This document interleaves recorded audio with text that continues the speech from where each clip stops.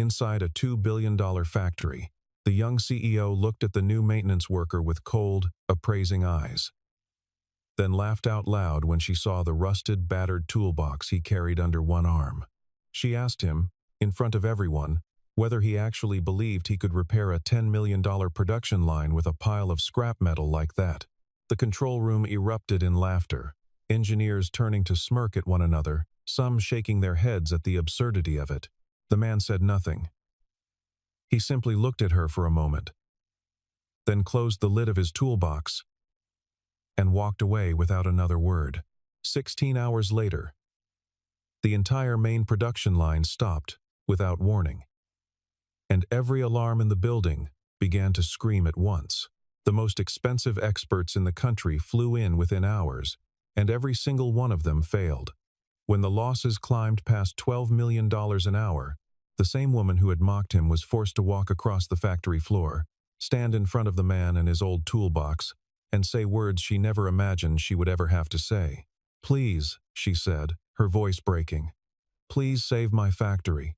The factory itself sprawled across nearly 200 acres on the outskirts of a mid-sized American city.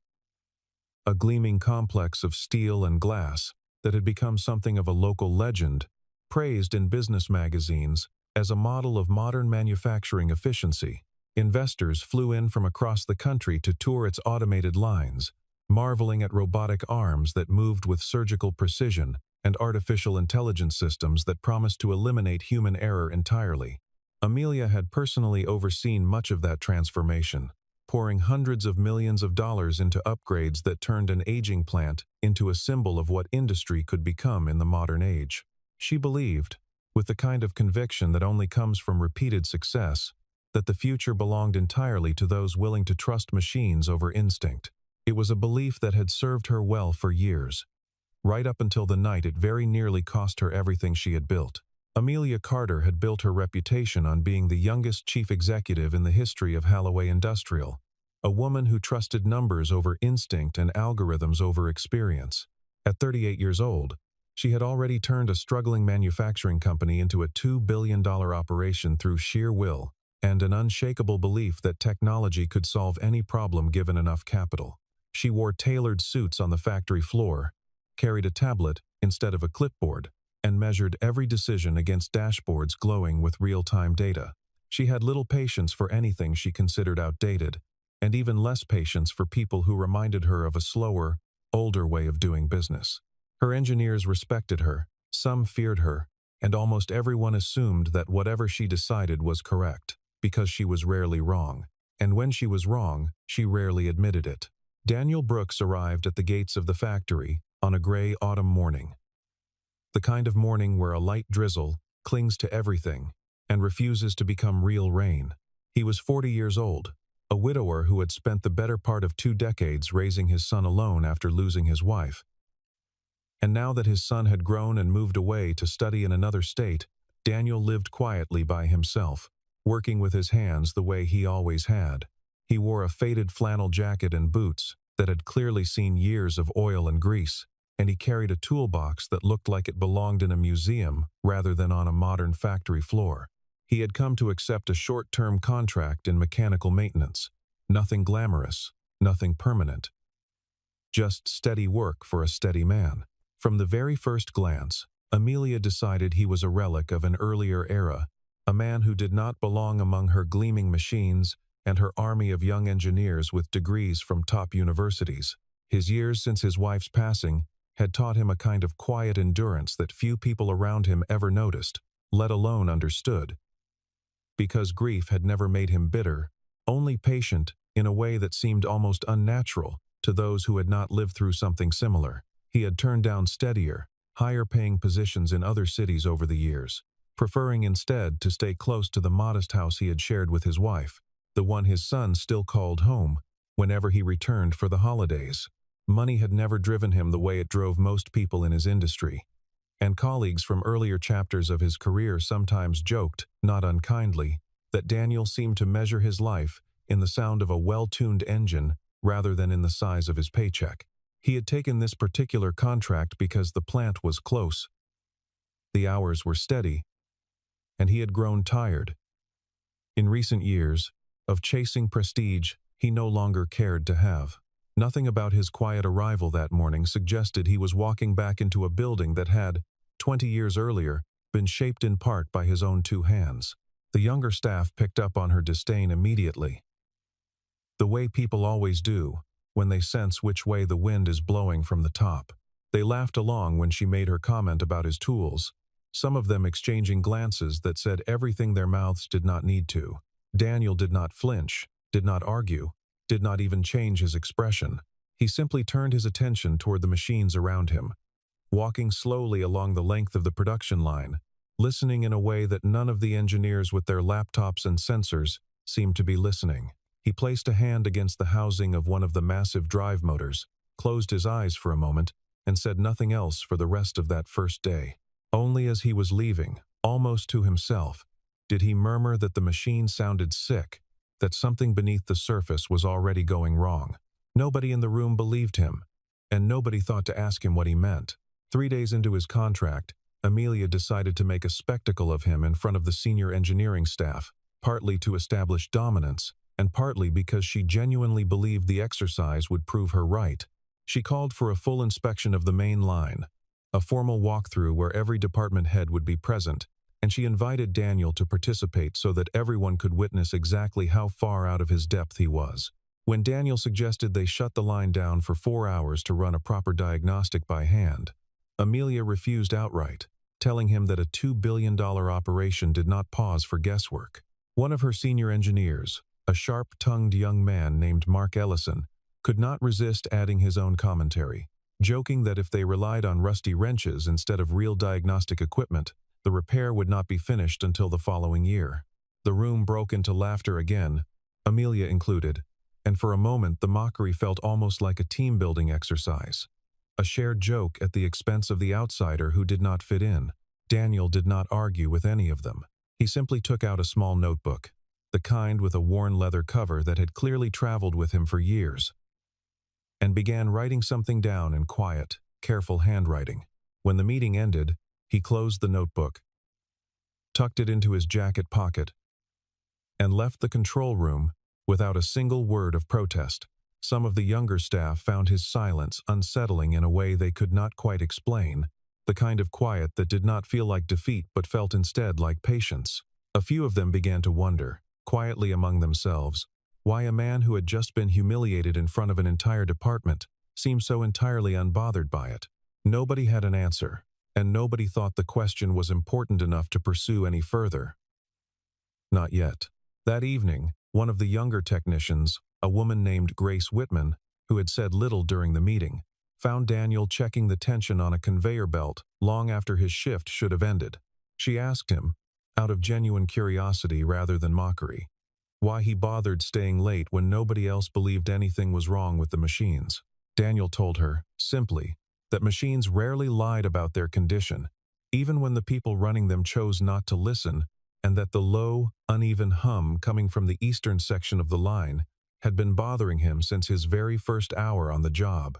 Grace admitted she had noticed something similar weeks earlier, but had dismissed it after the automated diagnostics reported nothing unusual, trusting the software over her own instincts the way she had been trained to. Daniel simply nodded, telling her that instincts built from watching and listening were often the first thing a machine would warn you about, long before any sensor caught up to the problem. She walked away from that conversation with a strange, uneasy feeling she could not quite shake, one that would return to her in a very different form less than 2 days later. The trouble began just after midnight. In the dead hours when the factory ran on a skeleton crew and most of the executives were long gone for the day, production line number 1 shuddered once, twice, and then went completely silent. The massive robotic arms freezing mid-motion, as though some invisible hand had reached in and stopped time itself. Within minutes, production line number 2 followed, an unrelated system on the opposite side of the building failing in a way that made no logical sense to anyone watching the monitors. The automated systems flooded the network with error codes that contradicted one another. Robots reporting phantom obstructions. Sensors reporting values that fluctuated wildly for no discernible reason. The artificial intelligence system that Amelia had spent millions installing, the very system she had bragged about to investors as the future of manufacturing, could not identify a single root cause. It offered dozens of possible explanations and confirmed none of them, cycling through diagnostic loops that led nowhere. By early morning, the company had flown in specialists from the original equipment manufacturer, engineers who had built the very systems now failing, along with consultants who charged more per hour than most people earned in a month. They replaced sensors one after another, swapped out programmable logic controllers, installed new motors on the sections most likely to be at fault, and even brought in fresh servers in case the failure was buried somewhere in the software itself. None of it worked. The line would flicker to life for a few minutes, run erratically, and then collapse again into silence, as though the entire system were mocking their efforts. The losses were staggering, climbing past $12 million for every hour the factory sat idle, a number that appeared on Amelia's screen in red letters that seemed to grow larger every time she looked at it. She paced the length of the control room, her composure cracking for the first time in years, while somewhere in the building, in the quiet of the employee break room, Daniel Brooks sat alone with a cup of black coffee, waiting. Phones rang constantly throughout the building that night. Board members demanding updates, major clients threatening to pull contracts if shipments were delayed even a single additional day, and somewhere beneath all of it, a quiet panic beginning to spread among staff who had never seen their confident, composed chief executive look so completely lost. Engineers argued with one another over conflicting theories, some insisting the fault lay in a recent software update, others convinced a supplier had shipped a defective batch of components, and still others simply staring at their screens in silence, unwilling to offer a guess they could not defend.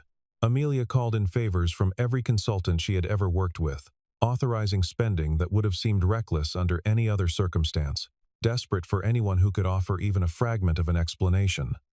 By 4 in the morning, the exhaustion in the room had curdled into something closer to despair, seasoned engineers rubbing their eyes and admitting, quietly, that they had genuinely run out of ideas. It was in that exhausted silence, with the factory's massive machines standing frozen and useless under the fluorescent lights, that someone finally remembered the strange, quiet man with the old toolbox. He had not been called. Nobody had thought to call him, because nobody believed a man with a rusted toolbox could succeed where a fleet of specialists and an expensive artificial intelligence system had already failed. Daniel did not seek anyone out either, did not offer his help, did not remind anyone of what he had said on his very first day about the machine sounding sick. He simply sat with his coffee, watching the rain streak down the window beside him, patient in a way that seemed almost otherworldly given the chaos unfolding just a few hundred feet away. Word eventually reached Amelia, passed along by a junior technician who remembered the strange, quiet man from the humiliating inspection days earlier, that the former maintenance contractor was still on site, waiting in the break room as though he had known this moment was coming. Desperation has a way of dissolving pride faster than anything else in the world. And by the time Amelia found Daniel sitting quietly with his coffee, she had exhausted every option her considerable resources could offer. She walked into the break room with none of the confidence she usually carried, her tailored blazer wrinkled from a night without sleep, her tablet forgotten somewhere on a desk she no longer cared about. She asked him, in a voice far smaller than the one she had used to mock him days earlier, whether he could help her understand what was happening to her line. Daniel looked up at her for a long moment, studying her face the way he had studied the machines, and then asked a single question in return, wanting to know whether he would have full authority to do whatever needed to be done without interference.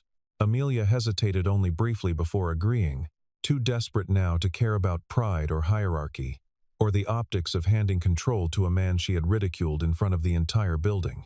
What happened next confused every engineer watching. Daniel did not ask for a laptop.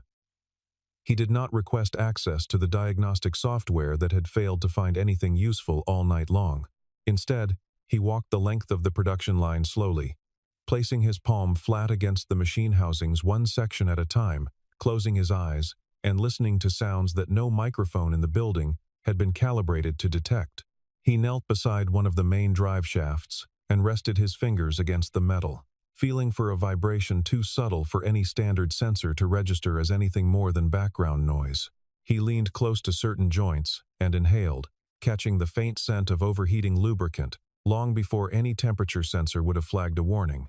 Within an hour, he announced his conclusion to a room full of specialists who had spent all night failing to reach any conclusion of their own.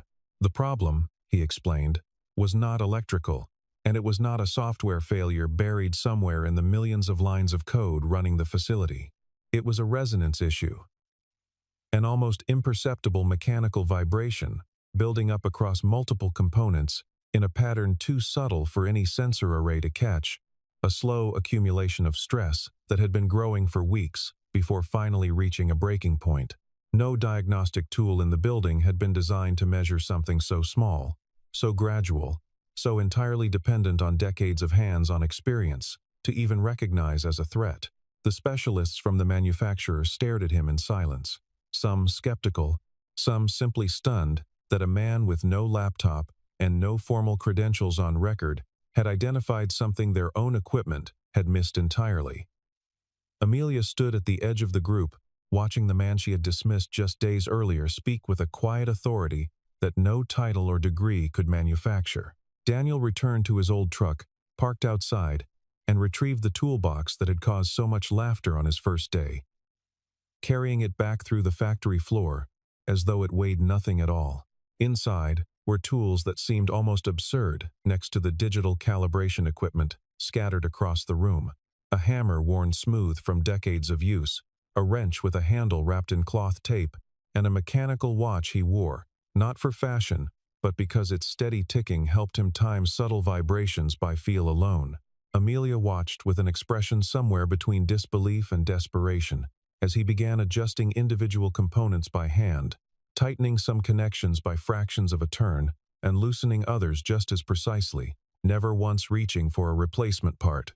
He worked in near silence, occasionally pressing his palm against a housing to feel whether the vibration had shifted, recalibrating his approach, based on nothing more than decades of accumulated instinct. 3 hours passed in near total silence across the factory floor. The only sound, the rhythmic clinking of Daniel's tools, and the low hum of machinery slowly, gradually, settling into a rhythm no one else had been able to coax from it. When he finally stepped back and asked someone to restart the line, the room held its collective breath as the massive machines shuddered to life once more. This time, there was no shaking, no phantom vibration rattling through the frame, no error codes cascading across the monitors in an endless, meaningless stream. The production line ran smoothly, steadily, exactly as it should have all along, and the silence that followed was somehow louder than any applause could have been. Engineers who had mocked him days earlier stood frozen, unsure whether to feel relief or shame, while Amelia simply stared at the man in his rusted toolbox with an expression she had never worn in front of her staff before. That night, unable to sleep, Amelia sat alone in her office and did something she rarely bothered to do for contract workers, pulling up every record the company had on file for Daniel Brooks. What she found stopped her cold. 20 years earlier, before she had ever set foot in this factory, before she had even finished business school, a young engineer named Daniel Brooks had served as lead designer on the very prototype systems that eventually became the backbone of this production line. He had not simply worked here in some minor capacity. He had helped conceive the fundamental architecture that still ran beneath the surface of every machine on the floor, the same machines that had defeated an army of modern specialists just hours earlier. And then, according to the records, he had walked away entirely, refusing to sell the patents attached to his designs and disappearing from the industry without explanation, leaving behind a legacy that nobody at the company seemed to remember or acknowledge. Amelia read through the old documents late into the night, piecing together a story that painted an entirely different picture of the man she had humiliated in front of dozens of employees.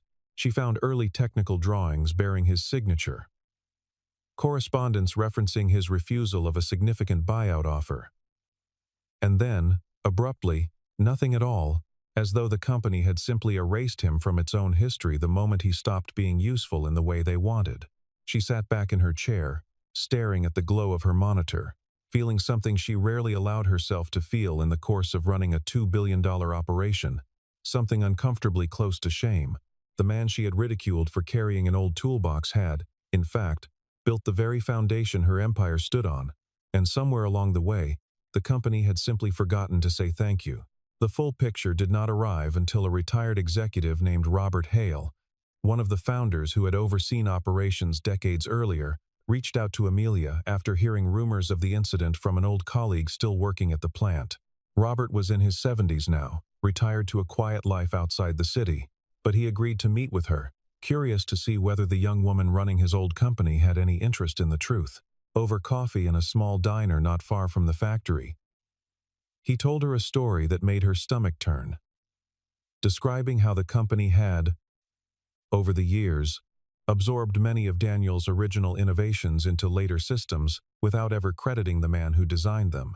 There had been no lawsuit, no public dispute, no bitter campaign for recognition, because Daniel Brooks had simply chosen to walk away rather than fight a company that no longer valued what he had given it.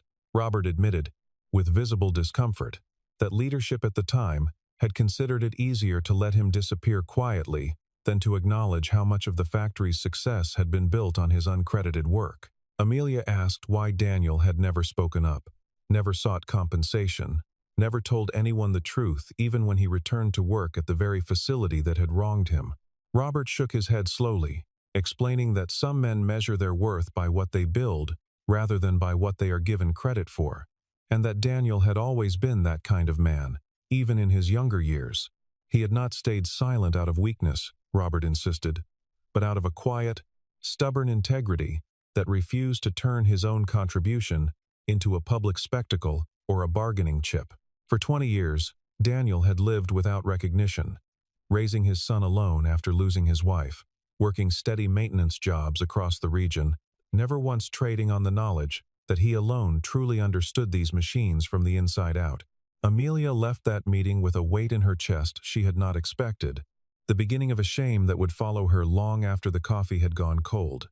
Robert also told her something else that night, almost as an afterthought, mentioning that Daniel had once been offered a substantial severance package on the condition that he sign away any future claim to the designs bearing his name, an offer he had refused, not out of greed but out of principle, believing that his work should never have been treated as a transaction in the first place.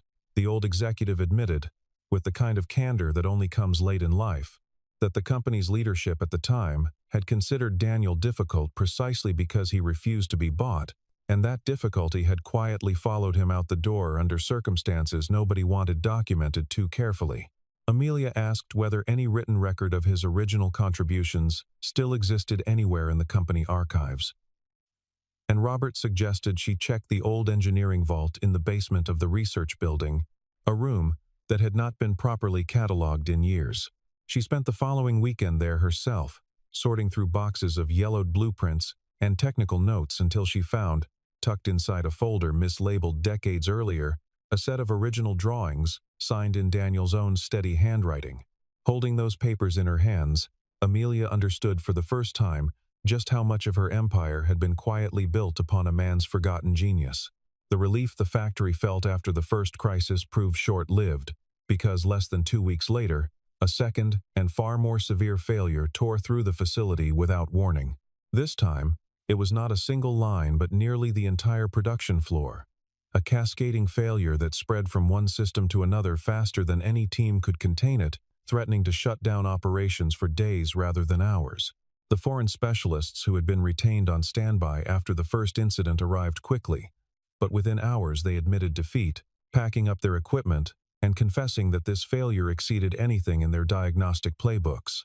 Amelia stood on the factory floor watching millions of dollars evaporate with every passing minute, and for the first time in her career as chief executive, she did not turn to her algorithms or her dashboards for an answer. She turned instead to the one man who had already proven, once, that some problems could not be solved by machines alone.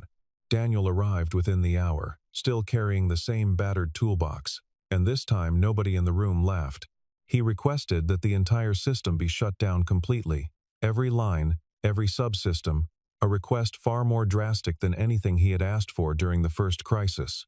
Amelia did not hesitate this time, did not question his judgment or demand justification the way she once would have, because somewhere over the previous 2 weeks, she had learned to trust the quiet certainty in his voice more than she trusted the endless data streaming across her screens.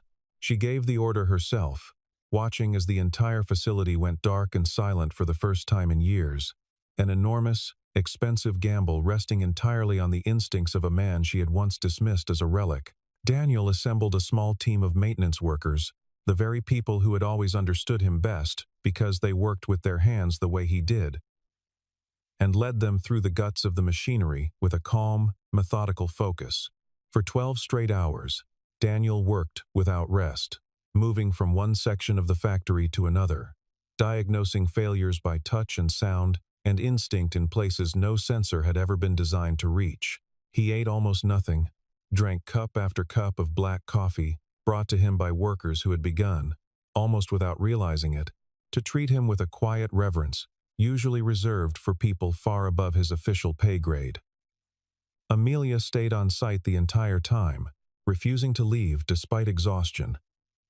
Watching through the observation windows, as the man worked with a focus that seemed to exist outside of time itself.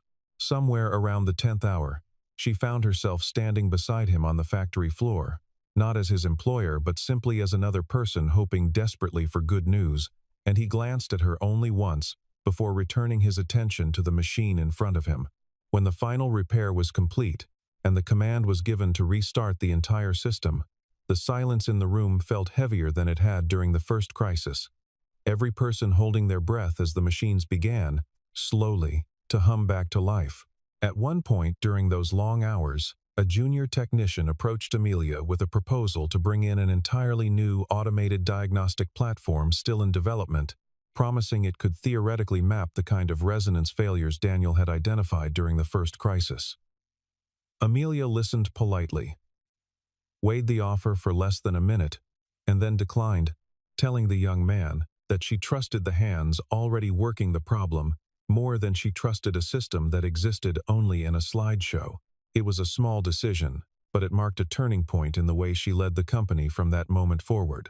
A quiet acknowledgement that data alone had never been enough to save her factory, not once, not either time.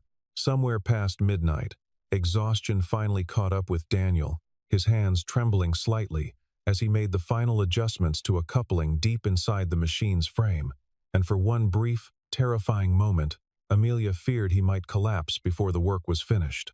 He steadied himself against the housing, took a slow breath, and finished the last connection with the same careful precision he had shown from the very beginning, proving once again that his strength came from somewhere far deeper than simple physical endurance. The moment the production lines settled into their steady, familiar rhythm, a wave of applause broke out across the factory floor, workers cheering in a way that had nothing to do with corporate ceremony and everything to do with genuine relief and gratitude. Amelia stood at the center of it all, watching Daniel Brooks lean against a support beam, exhausted but calm, accepting the gratitude of the workers around him with the same quiet humility he had shown from the very first day. She realized, watching him in that moment, that she had spent weeks measuring the wrong things entirely, judging a man by the condition of his tools rather than the depth of his knowledge, and the realization left her more unsettled than any financial loss the crisis had caused. The factory had survived because of him, twice now. And yet the company had nearly let him walk away without ever understanding what it truly possessed. She knew, standing there in the noise and the relief, that something fundamental about how she ran her company would need to change. 2 days later, Amelia called an all-staff meeting on the factory floor, something she had never done before, preferring memos and dashboards to face-to-face gatherings that felt inefficient by her usual standards. She stood in front of hundreds of employees, including the very engineers who had laughed loudest at Daniel's expense during that first humiliating inspection, and admitted publicly that she had judged a man by his appearance rather than by his ability. She confessed that her obsession with modern technology had blinded her to a kind of expertise that no software could replicate, an expertise built from decades of hands-on experience rather than lines of code. Daniel stood near the back of the crowd, arms crossed, listening quietly. offering nothing more than a small, understanding smile when her eyes found his across the room. Mark Ellison, the young engineer who had made the joke about rusty wrenches, approached Daniel privately after the meeting ended, apologizing with visible discomfort, and Daniel simply shook his hand and told him it was already forgotten. Amelia did not stop at words alone.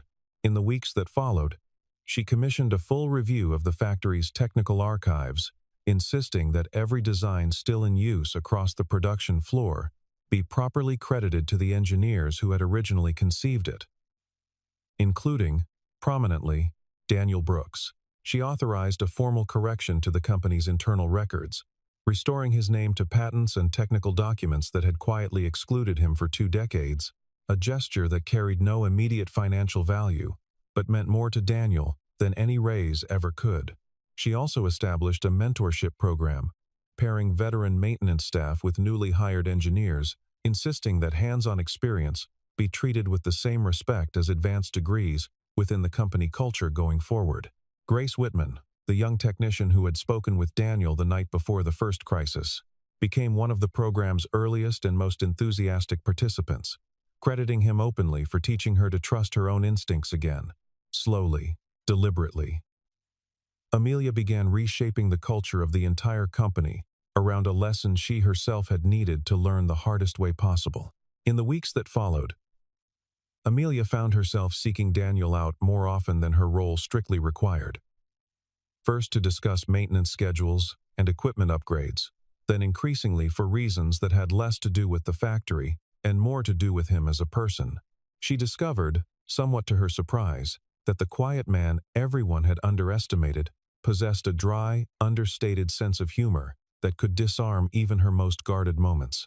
He was thoughtful in ways she had not expected, asking questions about her decisions that revealed a deep intelligence entirely separate from any formal education, and humble in a way that made her own achievements feel, by comparison, loud and unnecessary.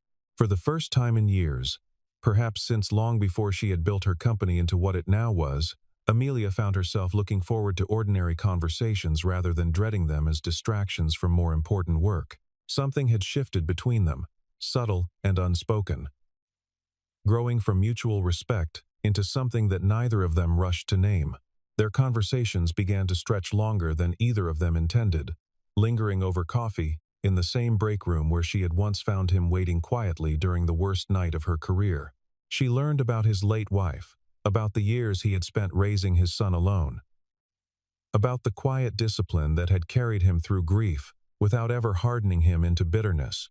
He learned about the pressure she carried as one of the youngest chief executives in the industry, about the loneliness that came with being surrounded by people who respected her but rarely understood her, about the walls she had built long before she ever met him. Neither of them rushed toward anything, both too aware of the distance their positions had once implied. But the ease between them grew steadily, built not on attraction alone but on a genuine, mutual respect that had been earned rather than assumed. It was, in its own quiet way, the beginning of something neither of them had expected to find inside the walls of a factory. One evening, long after most of the staff had gone home, Amelia found Daniel repairing an old bicycle he kept in the maintenance garage, a small, ordinary task he performed simply because he enjoyed working with his hands even when nothing was broken beyond repair. She sat on an overturned crate nearby, watching him work in comfortable silence for a while before admitting, almost hesitantly, that she could not remember the last time she had done anything purely because she enjoyed it, rather than because it advanced some larger goal. Daniel handed her a wrench without a word, gesturing toward a loose bolt on the bicycle frame, and she found herself laughing for the first time in longer than she cared to admit, as she fumbled through a task that came so naturally to him. They spent the next hour talking about nothing important at all, about small memories from childhood, about favorite meals and forgotten hobbies, the kind of conversation that had nothing to do with production quotas or quarterly earnings. Walking back to her car that night, Amelia realized she had smiled more in that single hour than she had in months of boardroom victories, and the realization stayed with her long after she had driven away. Several months after the second crisis, Amelia organized a company gathering to mark the anniversary of the incident that had nearly cost the factory everything, And this time the celebration carried a very different tone than the humiliation that had started it all. She stood before her employees once more, but this time she was not confessing a mistake.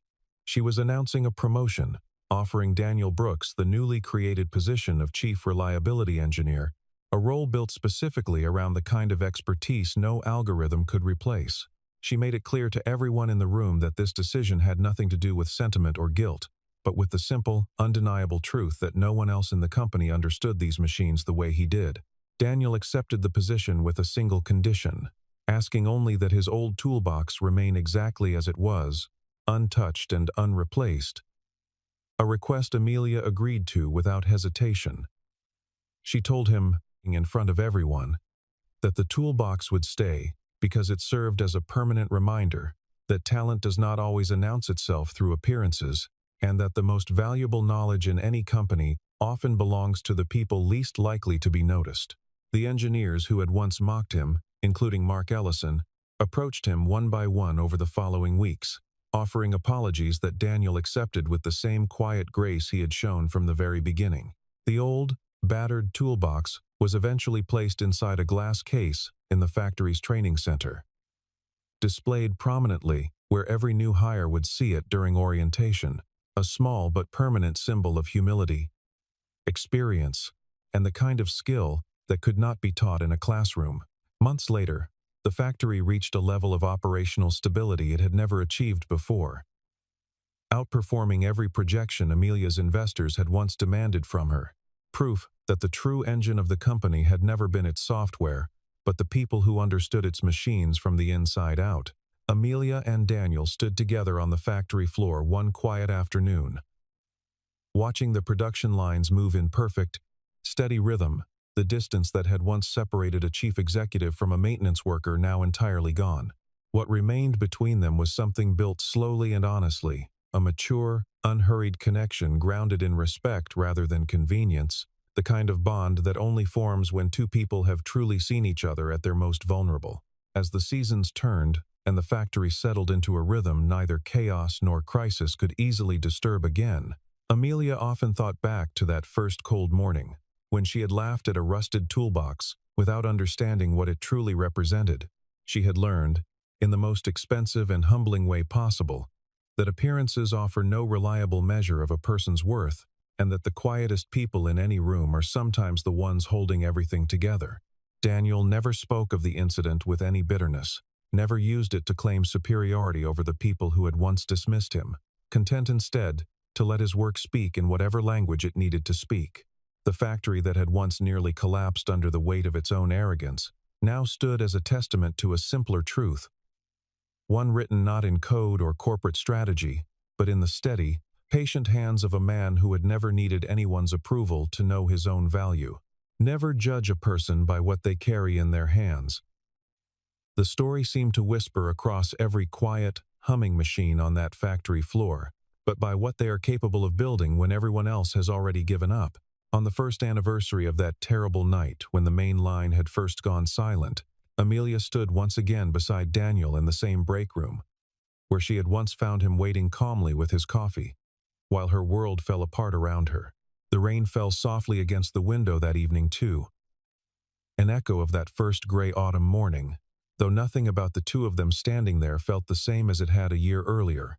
Daniel poured 2 cups of coffee instead of 1, handing her a mug without a word, and she accepted it with a small, easy smile that would have seemed impossible to the woman she had been that first day. Neither of them spoke of titles or hierarchies anymore. The distance between chief executive and maintenance worker long since dissolved into something steadier and far more honest than either had expected to find.